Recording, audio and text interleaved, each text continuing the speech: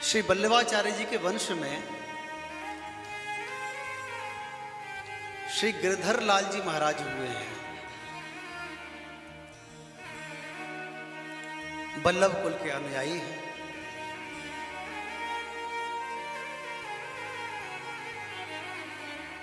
तो श्री गिरधर लाल जी महाराज का एक शिष्य था जो कि जाति से वैश्य था, लेकिन इतना दान पुण्य कर्म करने वाला, इतना संत और भगवंत की सेवा करने वाला,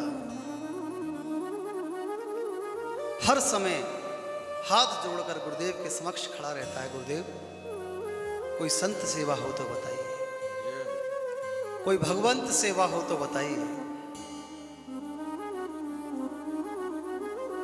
और श्री गिरधर लाल जी महाराज जो आज्ञा करते थे, जैसी आज्ञा कर दें,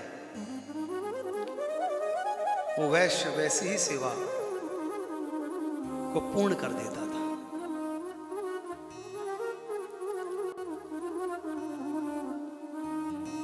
अब जीवन काल है, समय एक सा कभी नहीं रहता है।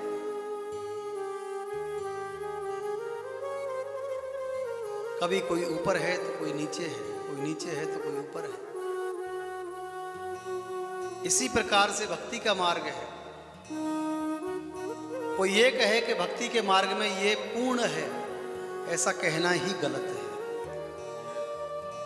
पूज्य गुरुदेव श्री विनोद अग्रवाल जी कहते थे इस बात को कि कोई किसी से भक्ति के मार्ग में 2 कदम आगे हो सकता है, या कोई किसी से भक्ति के मार्ग में 2 कदम पीछे हो सकता है, लेकिन सबके सब पथिक हैं, पहुंचा हुआ कोई नहीं है।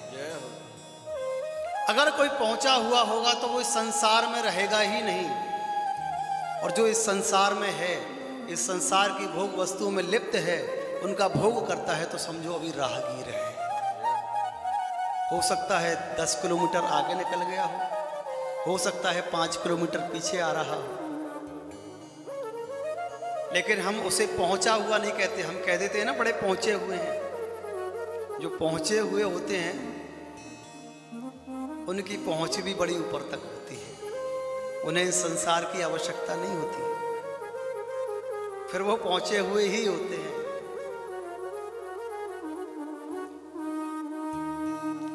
समय ने करवट बदली, वो वैश्य का सारा व्यापार धीरे धीरे ठप हो गया।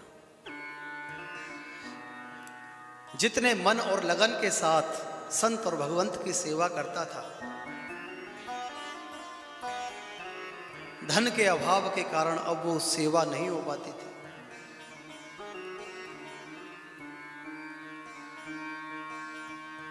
समय के अनुसार,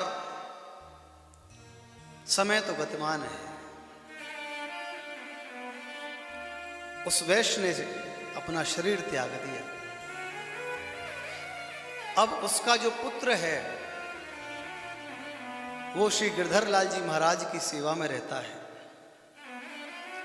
उस बच्चे ने बचपन से ही अपने पिता को सत्कर्म करते हुए, संत भगवंत की सेवा करते हुए देखा है।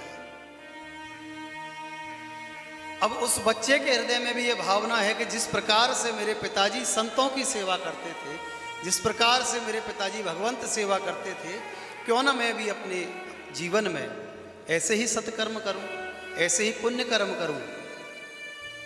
किंतु धन का अभाव इतना ज्यादा हो गया कि 2 वक्त का भोजन भी किस प्रकार से उसकी व्यवस्था होगी ये भी नहीं पता।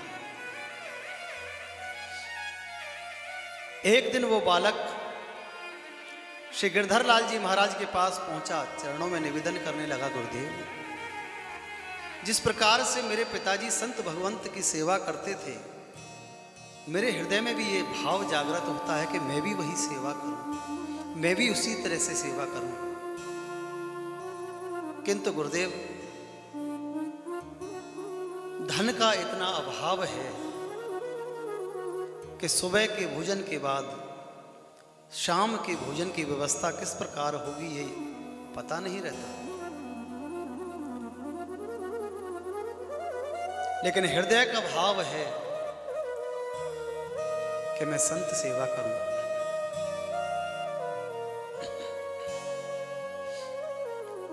श्री गिरधर लाल जी महाराज ने उस बालक के हृदय का भाव जान लिया।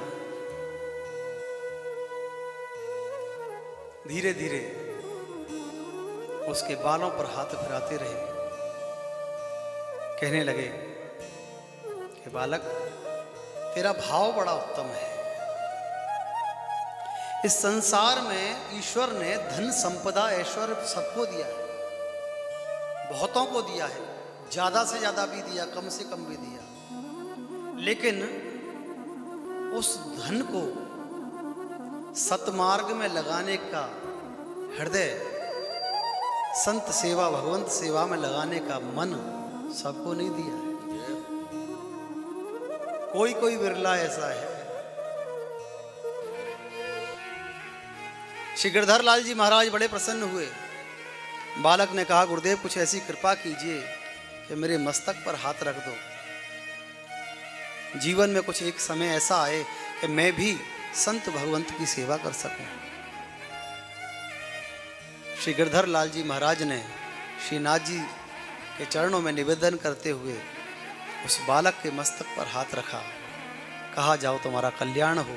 समय आने पर एक दिन ऐसा अवश्य आएगा जब तुम भी अपने पिता की भांति संत भगवंत की सेवा करोगे। बंधुओं, संत का आशीर्वाद, संत की कृपा कभी निष्फल नहीं जाती है। ऐसी कृपा हुई कि उस बालक के जीवन में एक दिन ऐसा आ गया कि उसके पास धन संपदा उसके पिता के पास जितनी थी उतनी से भी अधिक हो गई। अब जी खोलकर संत भगवंत की सेवा करता है।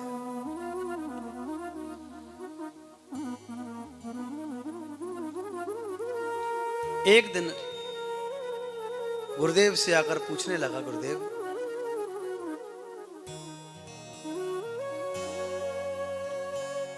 संत भगवंत की सेवा करते करते समय तो बहुत व्यतीत हो गया, परंतु हृदय में एक बात है कि मैं ठाकुर जी के दर्शन करना चाहता हूं, प्रभु के दर्शन करना चाहता हूं। उनके दर्शन के बिना मेरा मन बड़ा व्याकुल रहता है।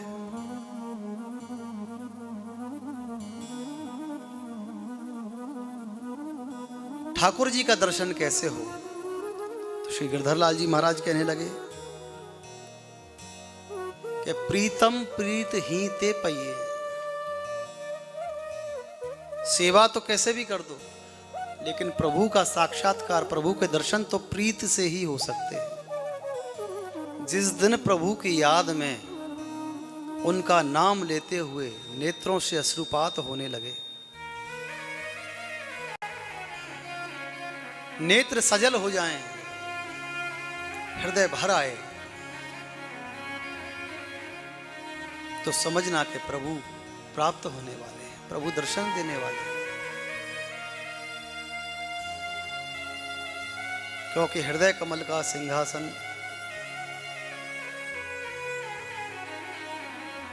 जब सज जाता है तब उस पर आकर प्यारे प्रिया प्रीतम विराजमान होते हैं।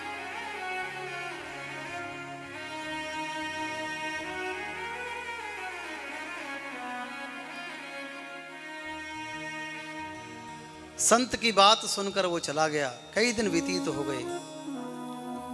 एक दिन वापस लौट कर आया, कहने लगा, गुरुदेव बहुत दिन हो गए भजन करते करते, लेकिन जैसा कि आपने कहा था अभी तक मेरे नेत्रों में प्रभु प्राप्त करने के लिए उनकी याद में एक भी आंसू नहीं आया है। ऐसा क्यों है?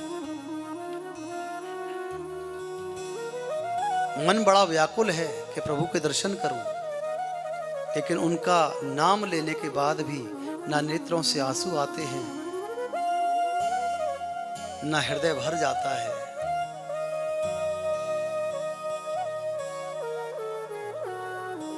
संत श्री गिरधर लाल जी महाराज ने जब उस बालक के वचन सुने तो उन्हें उस बालक के ऊपर इतनी दया आई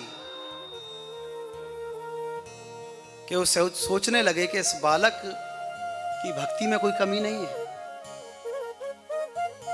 इसके भाव में कोई कमी नहीं है। और उस बात को सोचते सोचते संत श्री गिरधर लाल जी महाराज ने उस बालक को अपने हृदय से लगा लिया और संत श्री गिरधर लाल जी के नेत्रों से अश्रुधारा बहने लगी।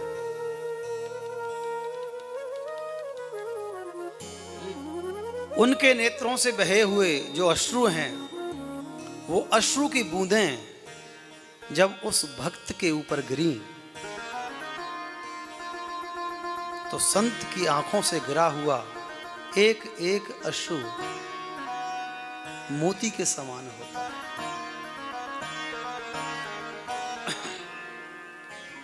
संत श्री गिरधर लाल जी महाराज के नेत्रों में आंसू देखते हुए उस भक्त के हृदय में भी ऐसा भाव उमड़ा कि संत श्री गिरधर लाल जी महाराज को गले से लगाकर जोर जोर से रोने लगा।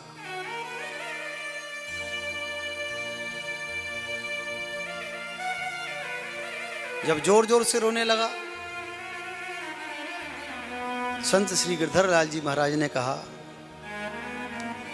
कि तेरे अगर नेत्रों में अश्रु आ गए हैं तो ये भी याद रखना कि प्रभु अब तुझसे दूर नहीं